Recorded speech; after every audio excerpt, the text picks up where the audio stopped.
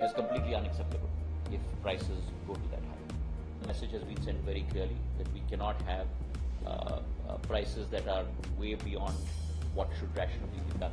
Airfares in India are soaring. While they had started firming up last year itself as travel demand rebounded after the COVID pandemic subsided, this year's summer travel season has seen an unusually high spike in ticket prices. Civil Aviation Minister Jyotiraditya Scindia, while speaking to the media, spoke about the meeting he held with the companies on rising airfare prices. I am very clear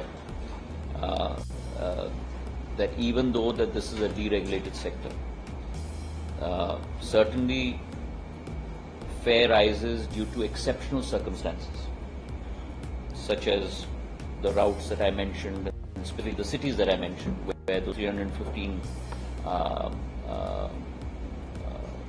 routes that were being plied are no longer being plied, and we have replaced them with 68 in those very cities.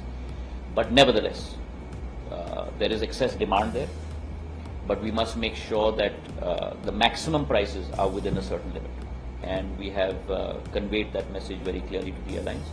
And as far as extenuating circumstances, it is completely unacceptable if prices go to that high.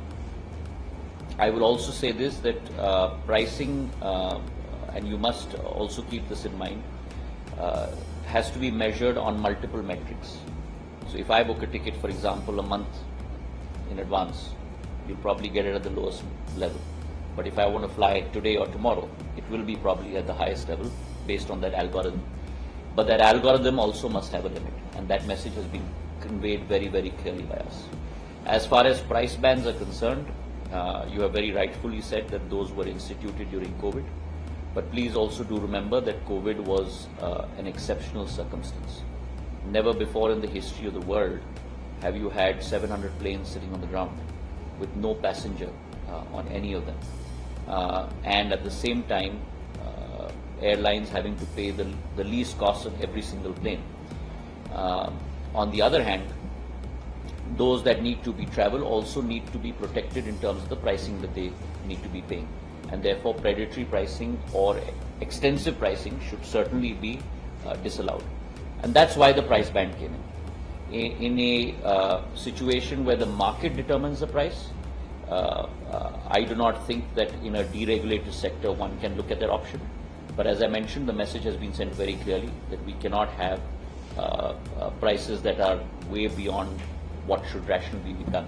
Specifically when we have certain instances take place, such as the Go First situation or other calamities or extenuating circumstances, airlines must be proactive in terms of monitoring their prices as opposed to being reactive after the ministry or DGCA steps in, because that should also be a part of their social objective. And that message has been conveyed very clearly.